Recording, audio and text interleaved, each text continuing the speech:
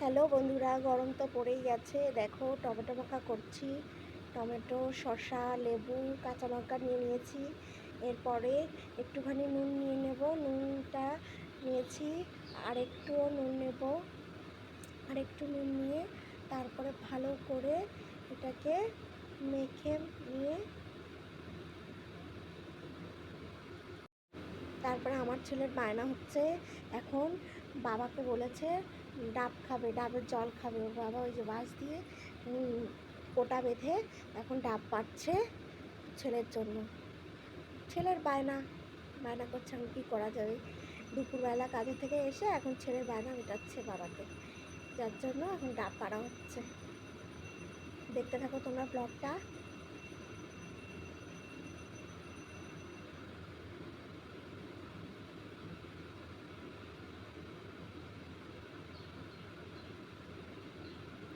ডাব পাড়া হয়ে গেছে, এখন ডাবটা কেটে নেওয়া হচ্ছে। কেটে নিয়ে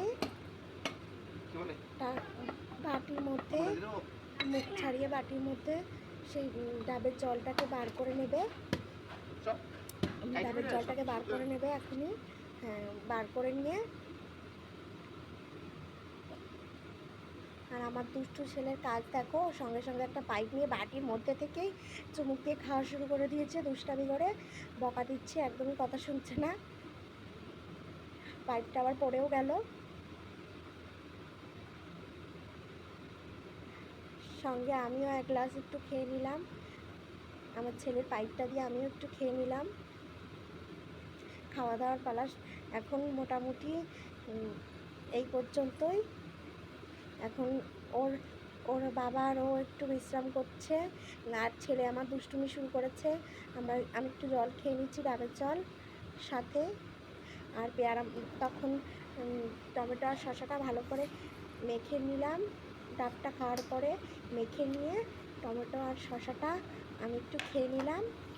আর ওর বাবার জন্য একটু রেখেছি, ও খাবে এখনই।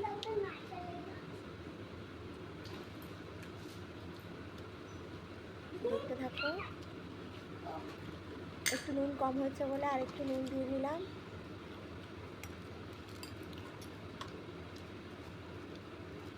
নুনটা দিয়ে ভালো করে মেখে নিচ্ছি। মেখে নিয়ে আমি একটু খেয়ে নেব।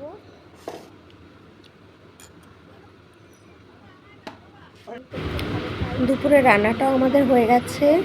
দেখো ডাল হয়েছে, এখানে মাছের তেল, মাছের ঝোল হয়ে গেছে। দুপুরে রান্না করেছি ডাল, মাছের তেল আর এই ডাঁটা আর আলু দিয়ে মাছের ঝোল। আমার বরকে খেতে দিয়ে দেবো, দুপুর হয়ে গেছে, ও খাচ্ছে। মাছের তেলটা একটু দিয়ে দেবো। ভাতটা সাইড করে দিয়েছে, এখন মাছের তেলটা ওকে দিয়ে দিচ্ছি।